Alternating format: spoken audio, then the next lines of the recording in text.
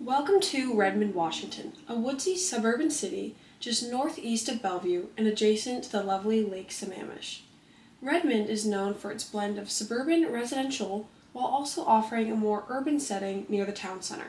Today we're going to be talking a little bit about what Redmond has to offer and who it might be a good fit for. Let's jump right in. Okay, so we're going to start by looking at Redmond on a map. First off, we've got Redmond Town Center.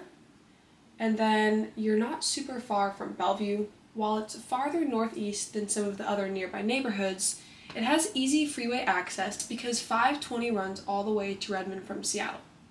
And at the end of 520, you also have the Sound Transit light rail for those who may be interested in commuting to Bellevue without the use of a car.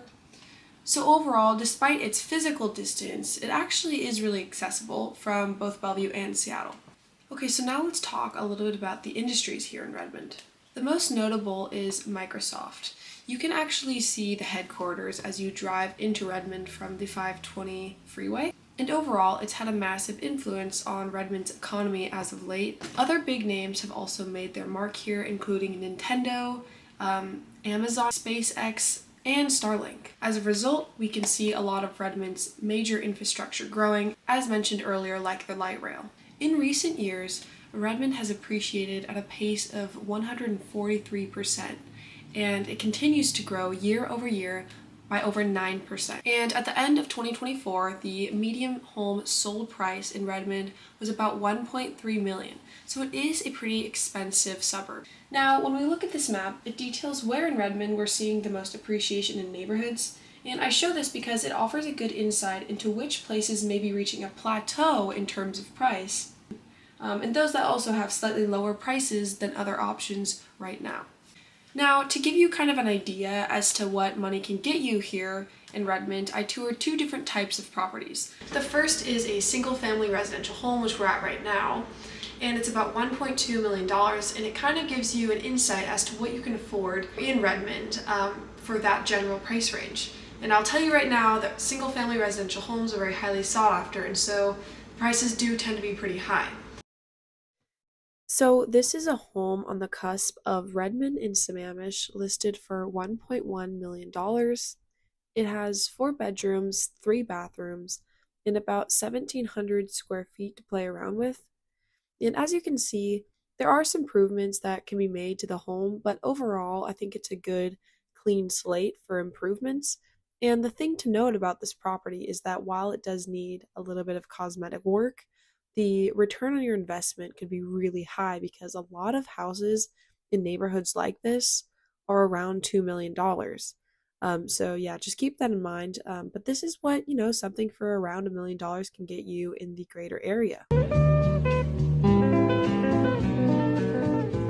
We're also checking out a new development here in Redmond with Tri-Point Homes, and I'm going to show you what you can kind of get for a townhome rather than a single family home.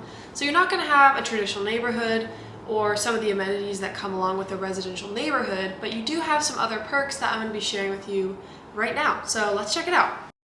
So this is a Willows 124 townhome, Plan 3H, with 4 bedrooms, 3.5 bathrooms, a 2-bay garage, and then just under 2,300 square feet to play around with. Prices range here starting around $1 million for a 2-bedroom unit and go all the way up to $1.450 for a 4-bedroom unit. There are 3 stories, with the lower level being bedroom or office space, number 1. And then as you go upstairs, you'll be greeted by the living, dining, and kitchen. Off this level, there is also a deck space. And then as you go upstairs, you're greeted with 3 bedrooms. First being the primary bedroom with really nice wood detailing, as well as a closet and bathroom. And then to finish off, you've got 2 guest bedrooms as well on this floor with a shared bathroom.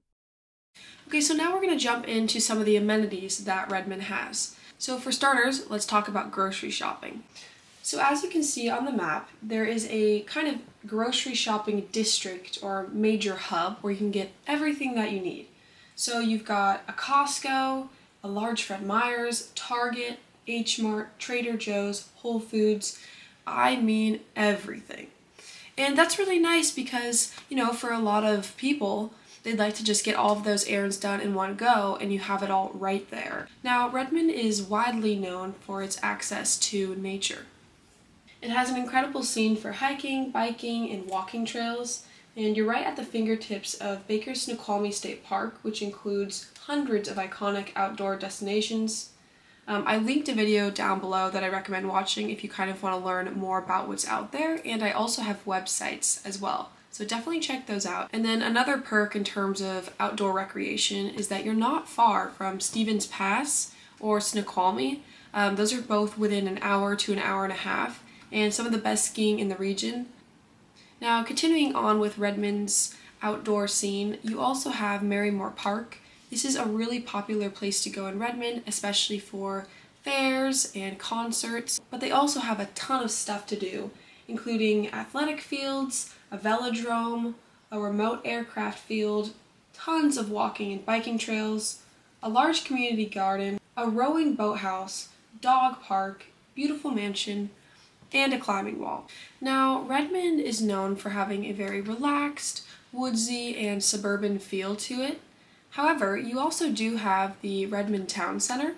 Here, there are plenty of shops and restaurants to be explored. In particular, I decided to check out a little poke spot, and then I also went to a bookstore. But there's tons to do in Redmond Town Center, and near this area, you're going to find more urban types of homes like condos and townhomes. So you do have that urban feel, even though you can also live, in a very rural or more suburban kind of woodsy setting. So I hope that gives you a little glimpse as to what's going on in Redmond, Washington. I think there's, a lot more to be explored here, so if there's anything in particular that you want to see, be sure to comment that down below. And also, I am a real estate broker here in the greater Northwest Washington area, so if you have any buying, selling, or renting needs, I do have my contact information down below. Be sure to check it out. With that being said, thank you so much for watching this video and have a great rest of your day.